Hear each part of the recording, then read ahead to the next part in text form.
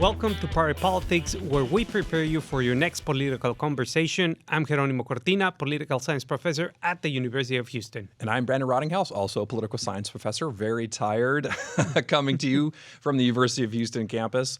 We're drinking coffee because we are exhausted from a long night. We're recording this the day after the election, so we've got a lot of details to get through, but obviously there's still kind of fast-moving entities that are happening all across the country. But we can talk a lot about what we know and what we think that means. Jeronimo, let's start at the top. This was a very expensive election. $10 billion on ads, on ground game, on consultants. That is a lot of money. Just let me break it down for you in a way that I know you're going to like, and that's about hamburgers. Okay. You could place 25 million orders of double meat Whataburgers with the amount of money that was spent in the U.S. Senate race in Texas, $165 million, the most expensive Senate race in Texas history. What did it all mean?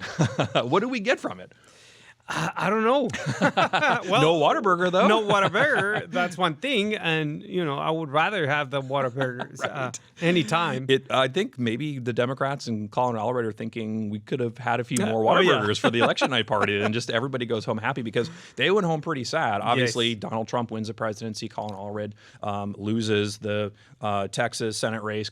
Ted Cruz wins, although by a slightly less impressive margin than Donald Trump. Let's talk about the presidential race. The Trump quake is what I'm going to trademark it. So we'll keep that in mind. Fair enough. Trump basically swept all 7 battleground states. He won almost everywhere. He won among almost every demographic. Yep. It's hard to see this as anything other than a remaking of American politics. The juggernaut that was Donald Trump saw a surge in Latino support for Trump, saw a surge in black vote for Trump. Women didn't break the way Democrats had hoped to. Is this a realigning election? When we talk about this in political science, we talk about these durable electoral changes like that happen once a generation, maybe 2 generations, and it is a fundamental reshaping of the electorate. Is this the case now that the Republican Party is the party of a multiracial working class America? I don't know. Yeah. And it's hard. I don't know if this election is a fluke. It's a very odd election. Yeah. You have the sitting president quitting the race, having the vice president entering the race at 11:45. There's a lot of money. You have inflation. So you have a lot of confounding factors that make very hard to know. Yeah. Also, when you look at the realignment, and basically what I'm trying to say is that we need to wait to see the data, we don't the know final until data. Several cycles hence. Right, on the one hand. On the other hand, we have, of course, exit polls, but exit polls are based on the number of people that turned out. And this election, although the numbers increase, also the denominator, that is the number of people that are registered, also increased, and it was not, the growth was not similar growth. Yeah. So is our sample too small to make these particular assessment in terms of their alignment? And then the other part is, I think, and we discussed it last week, I think that the general electorate is tired, the general electorate is angry, and the general electorate wants a solution, regardless of what it is. Just give me something new. Anything different. Yeah, I think that's right. It seems to me that if there were any miscalculations here, and I think actually a lot of these campaigns were well run, like the Allred campaign was well run. We can quibble and nitpick it to death, armchair quarterback it, which we will, but maybe it's not fair, but that's what we do. The Trump campaign ran a terrible campaign. Like, let's be honest, Trump is not a good campaigner, right? And they didn't have a ground game at all. They didn't have to spend any money, but they still win, right? Yeah. And that is because of what you're saying, that the Democrats didn't prioritize the issues that people cared about, and that was the economy. So Carville's right. It's the economy, stupid. And I think it really had an impact. But as we said earlier and last week, the inflation issue isn't something that's just a U.S. issue. We've seen incumbents across the globe lose in stunning fashion. And so this is really just a kind of continuation of things. We could talk about Donald Trump and Kamala Harris and Colin Allred and Ted Cruz, but the fact is that these are global forces which are really making the public concerned about the issues that it seems like Democrats didn't really penetrate on. Oh, absolutely. And the fact that the Democrats' rhetoric or discourse during the campaign was, I guess, as we said last week, about reality. Yeah. And it didn't, as you say, dwell on those particular issues. Why? The economy is getting better. Inflation is at the lowest level since the pandemic. Yeah. Prices are going down. Look at gas prices right now here in Texas are going down. But people didn't get the memo. Right. And that's about it. And you tend to remember those bad times. Yeah. Every time you go to the supermarket, it's like, oh, man, this is more expensive. Everything's more expensive. And the fact that it's a very complex issue in the sense that, well, yes, the executive branch, the president has to do a lot with the economy, but inflation is controlled by the Fed. Yeah. And there is a huge gap between the Fed and the president. And by factors beyond the president's control directly. Absolutely. Right? And there's some factors they can take into account, right? But it's obviously not the case that we're going to see, that be the kind of one button pushing outcome that Joe Biden can accomplish. But really, it's hard to review this as anything except a kind of repudiation of Joe Biden. The fact that, the kind of election switch happened the way that it did was probably a benefit to Democrats. Imagine how much worse it could have been. But if you look at the storyline, I think that's the biggest thing, right? The electorate's just mad and they wanted to take it out on somebody. But let me ask you about this too. Ezra Klein made an interesting comment about the kind of gender issue in this election. And that was that basically there's this growing alienation between young men and the Democratic Party. That's contributing to this gender gap that we've been talking about since the beginning of this. That is to say that there's no way of talking about masculinity without adding toxic to it. I think that this is a kind of backlash to the sort of Taylor Swift phenomenon, right? Where it looked like that was going to be a plus for Harris. And it would have been if that had broken her way in terms of votes. But it actually might have been a negative because the number of men that came out to support Donald Trump definitely outweighed the number of women coming to support Harris. And I think that's really a big factor in why it was the case that Harris couldn't win the blue states that she needed, the blue wall, right? Yeah. The Wisconsin, the Michigan, the Pennsylvania. These are places that she could have run well if there had been a slightly different strategy. But that's a problem that's a cultural issue, but also has serious political implications for Democrats. Oh, absolutely.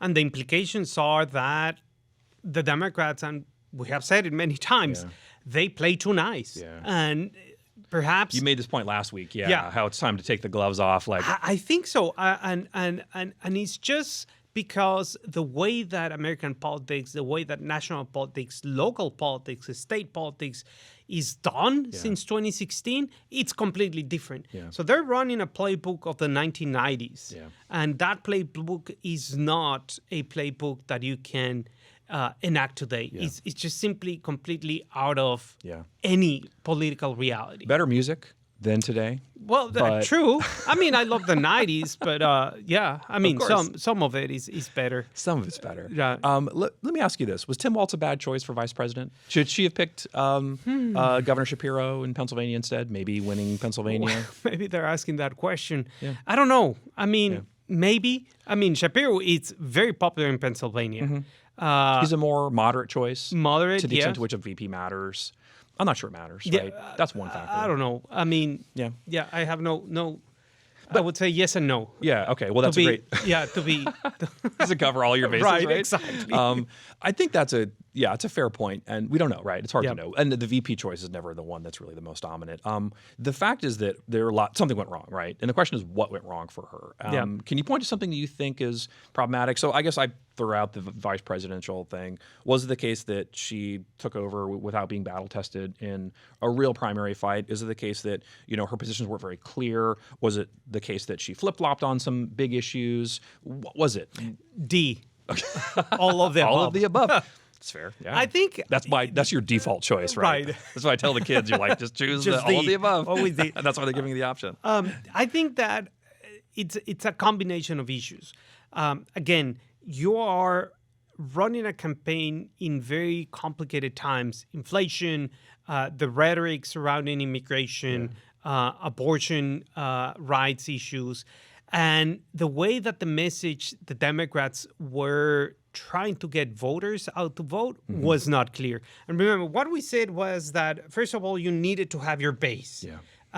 Here is a question in terms if Democrats were able to get their base ready and pumped. Clearly, Republicans did that, right? And that's where Trump went on Trump's greatest hits and solidified the base.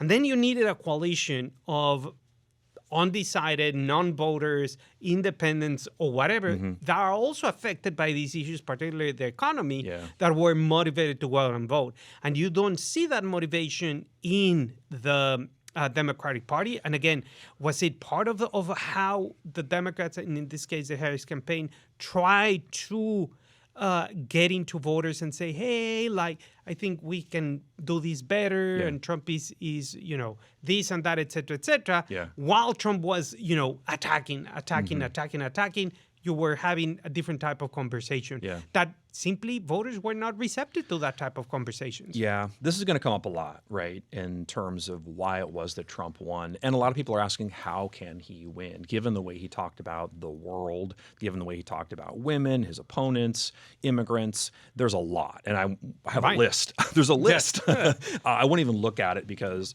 it doesn't bear repeating since it's something that's obvious to everybody. But the real question is, how can this kind of candidacy, how can this kind of rhetoric sell? I think the answer is in what you're talking about, which is that people don't care because they're concerned about the bottom line, their pocketbooks. Absolutely. They can't afford to go to the grocery store and get the cereal, milk, eggs they need to feed their kids. They're finding wage stagnation. They're not able to dig out of these debt holes that they're in. This is a real problem for people in a way that, like, talking about like the enemy within and saying how like liberals are ruining America, people don't care about that stuff. So I think that's worth considering because definitely people are worried about this. And a lot of people like who are anti-Trump are scratching their heads saying, how can this work? That's why in part the diploma divide, I think, comes into play, where we did see that effect, at least in some way, in some states, not so much in Texas, but in some places. So that's definitely, I think, a concern the Democrats have. And a strategic, let's say, opportunity going forward, right? They've got to think about how they're going to prioritize issues, right? So let's talk about Texas.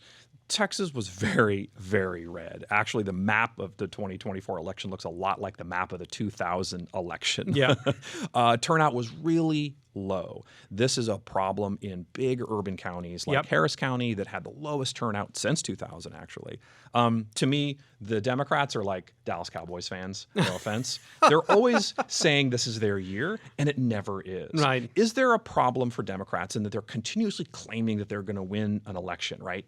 Polls are close. We're raising a bunch of money. We've got the right candidate. The issues work for us. And then not being able to deliver. His margin, that is Cruz's margin, was bigger than it was in 2018, which shouldn't be true if the demographic story is what Democrats are hoping to see in terms of political change. So what's going on? Well, I think is they do the homework, but then they don't show up to the final. Right? Right. I did all the homework. What student would do that? I don't know. How long have you been teaching? They do the homework, they show up to class, they take notes, et cetera, but then they forget about the final that is 60% worth of their grade. So the mobilization issue is extremely important. And mobilization is something that is not something that they're doing. I think that Republicans were more efficient in terms of delivering that message. And that message is, once again, because of the issues behind this election. And people are simply fed up. It's like your car keeps breaking down. You go, you have two mechanics, and one says, well, we need to change the transmission. It's going to change you this or that, and it's going to take 6 months. You need your car tomorrow. And the other mechanic comes by and says, you know what?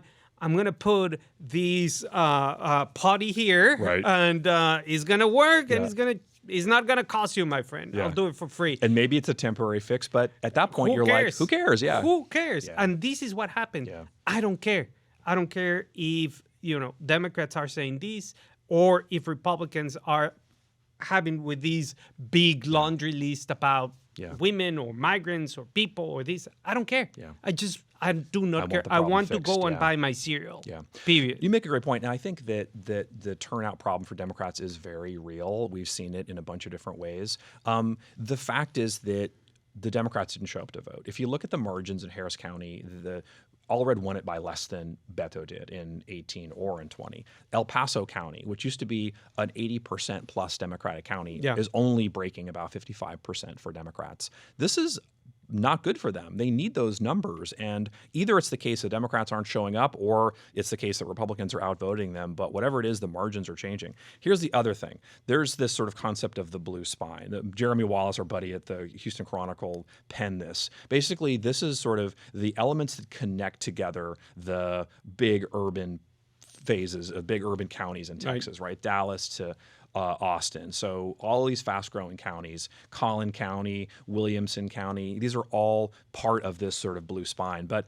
I think the fact is that Democrats are hoping the blue spine would be the kind of driver of their success, but the blue spine has slipped a disc. Right. They didn't get the kind of numbers from these places they needed to. Collin County, Fort Bend County, Williamson County, all much more red, to the tune of 55 or 56% that Democrats aren't getting, and that's a real issue. The other issue is if you look at a place like Harris County, there's a tremendous amount of non-voting down ballot. Democrats simply are not voting to the bottom of the ballot. Yep. It's a long ballot. I get it. There are a lot of candidates on there that you just don't know what they do and what the Third Circuit Court of Appeals does, but they're really important, and Democrats haven't gotten the message to their voters that these are definitely races worth considering. So that's another big problem. Well, absolutely. And once again, you cannot rely on, I think it's a combination of not having a very punchy message that motivates people to vote individually. Yeah. Then you have to go out and knock on doors. And that is a key strategy. And if you're relying in Dallas, Fort Worth, Austin, Houston, Fort Bend, et cetera, you need to have 99.9% of your ground game in those counties. If you don't do that, one thing Allred's going to get a lot of heat for is not having a sufficient ground game, or one that really was the driving kind of motivator for the race. That was something that O'Rourke did really well. Oh, yeah. And it, of course, didn't work out for him ultimately, but he got a lot closer than Allred did, like a lot closer. Oh, yeah. Spending about as much, if not slightly less. That's a definite problem for Democrats. The infrastructure of how to get this done is one thing, but the issues are another. So let me ask you about the abortion issue. This we've been talking about for months as the kind of cornerstone for the Democrats. Kamala Harris came here to talk about the issue on the national stage. Right. Beyonce introduced her, for goodness sake. Yeah. This is a motivator for women in particular, but it didn't work out that way. Why not? What happened? Well, I think there was a lot of cross-voting, cross-issue voting. People in some states supported abortion rights while voting for Trump. Interesting. You saw that, in places like Montana. And places like Arizona. It just defies kind of logic. Missouri, but what's going on? So I think that issue voting is important. Once again, we're coming back to not a single issue voting pattern. So we have people saying, well, maybe Trump is better for the economy. Who knows? We'll see. His economic policy is up in the air. We don't know what's going to happen. Tariffs, this and that, and we don't know if that's going to trickle down. Tax cuts and deficits. And some tax cuts are going to go to middle class, but we don't know. Let's say we don't know. We just don't know. Exactly. We'll see what happens. That's for tomorrow party politics. Exactly. Not today. And then abortion issues. On a very different box, voters were able to box issues in such a way and say, okay, I'm going to vote for this one, going for that one. Yeah. And as you say, that issue stopped at the middle of the ballot. Yeah. Once you pass congressional races, you stop in case of Democrats. That's a good point. So that, I think, is what happened in this election. Yeah, the border issue was another one. Yes. Allred tried to stake out a kind of moderate position, which probably was good for him in his House district. But to be honest, statewide, it was going to be hard for him to sell that he was a moderate and or that he had similar positions to, say, the Republicans and Ted Cruz on this. It actually, I think, muted as an issue to some degree, even though, of course, for some areas, it definitely was still a big issue. But that, I think, was a strategic mistake, too. He really tried to sort of have it both ways, and Democrats have not been successful at doing that. So that's another kind of problem I think that they ran into. But let's look at some of these demographics, and then I want to talk about South Texas, which looks like, for all intents and purposes, is becoming much more red. Trump wins among white women 60% of the vote. He wins among Latino men 64% of the vote. These are from exit polling, by the way, which I know you hate, so I'm going to keep doing. Just caveats.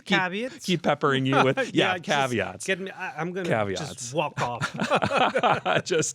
Check your email on your phone. Like white women with a college degree, he wins 55%. White women without a college degree, he wins 53%. Right. People who are born in Texas, 61% say that they supported Donald Trump. The only wins that Harris had were among college-educated voters, where she won barely 50% of the votes. To me, this is a stunning change. And if you look at the Asian American vote, which is also hard because at exit polling you don't have like tremendous numbers to be able to lean on, it broke 58% for Trump. This is basically like a 180 in terms of where things are. So are we seeing this demographic realignment? And is it a Trump thing? Is it a border thing? Is it an economy thing? And then it'll swing back, if and when Trump can't kind of close the deal on this, is it just going to change back and Democrats are kind of business as usual back to the 2020 map? D. There you go. End of show, right? Let's wrap it. No, I think... Look, when you're looking at exit polls, the numbers that you're showing, it's, if I remember correctly, around Latino turnout is between 12 and 14%. Yeah. So that's very small. Too low for what's real. To say this is a realignment. Right. That's one issue. The other issue is obviously, since we are professors, it's a methodological issue. Exit polls targeting minorities have always been very, very complicated because the sampling of voting places is tricky. Yeah. And especially when you're thinking about, for example, vote centers here in Texas, that adds an extra layer of complexity when you're designing a sampling frame like that. But stop the nerdiness on this issue. I know, I'm going to, I need another drink of this. So, yes, there seems to be a realignment, and does that surprises me? Not necessarily, because the Latino vote has never been monolithic, like never, ever again. Right. And before, in 1990s, Latinos voted for Republicans. I have a paper, 2000 and something paper, talking about how Latinos are the actual real constituency of the Republican Party. Yeah. And that's 20-something years ago. I make this case in my Rick Perry book, and this is something that Senator Leticia Van de Putte told me. She says that these are Republican voters. They are like culturally conservative. They dress like George Strait. They love their guns. Don't take them away. Absolutely. And they care about things like the economy because they are invested in their communities and in their families. I think that's a great point. And the fact that this went the way it did could be something that's not tangible, not durable, right? But if it is, Democrats are going to have to find some other place to get votes to be competitive because there's no other way. Here, let me give you another stunning outcome, and that's that Trump and Cruz both won 18 to 24-year-olds by 54%. Yeah. Texas is the second youngest state in the nation behind Utah. If this continues, then you'll never see a blue Texas. Absolutely. That change is problematic for them. So they've got to find a different way forward. And so obviously South Texas is maybe not the key, but it's certainly worth noting that there are a lot of races that were down ballot in the legislature that the Democrats didn't blow. They were able to hold the line. The Republicans are likely to grow their majority by about 2 seats, which in the grand scheme of things, considering how things worked out statewide, is not that bad. We talked about a lot of these races, but Representative Lujan beat a Democratic challenger, Kristen Carranza, in Bexar County. We saw Representative Plesa, though, in my home county of Collin County, a Democrat win, which signals a kind of change in Collin County, too. So this is a pretty good night for Republicans, but not a great night for Republicans. Though Greg Abbott is having a rally this week to promote school choice. Yeah. He says he's got the numbers. He probably does. How are we going to see this outcome manifest in the next legislative session? Oh, it's going to be fun. From a political perspective, from what we do, it's going to be very interesting. We love good floor fights. I mean, it's going to be very interesting to see how these potential realignments, especially when we think about school vouchers, are going to play. Why? Because if the school voucher strategy changes in terms of bringing those Republicans, especially from rural areas, back to the fold, then I think he will have it. But they need to have very important tweaks to that approach, and we'll see if Governor Abbott is going to say that in the next rally. And they may have some explaining to do because school funding is being cut. People like Representative Dustin Burrows have written public letters to the media saying, here's the reason I think things aren't going well, and it's not being persuasive. So this definitely is going to be a fight Republicans are going to have inside their family. Let's talk quickly about Harris County. Turnout was low. We saw Democrats, who normally win by big margins, win by very little. Sean Tier won the DA's race. Ed Gonzalez wins the sheriff race. Christian Menefee wins the county attorney's race by just by a little bit. Is this an indication that Harris County is going to be purple again? I don't know. I mean, it was one election cycle. The issue of crime, especially in these races, right, plays a very important role, even though that, according to the FBI statistics, crimes has gone down. But, you know, it's all about perception. Crime is about perception. It's about perception. And there was a lot of attention on Republican judges and not a lot of answers from Democrats in the county. So I think the county Democrats have got some explaining to do when it comes to how they're going to proceed to defend their incumbents. Absolutely. But that's going to be a question that we're going to talk about in our next episode. I'm Jeronimo Cortina. And I'm Brandon Rottinghaus. The party keeps up next week.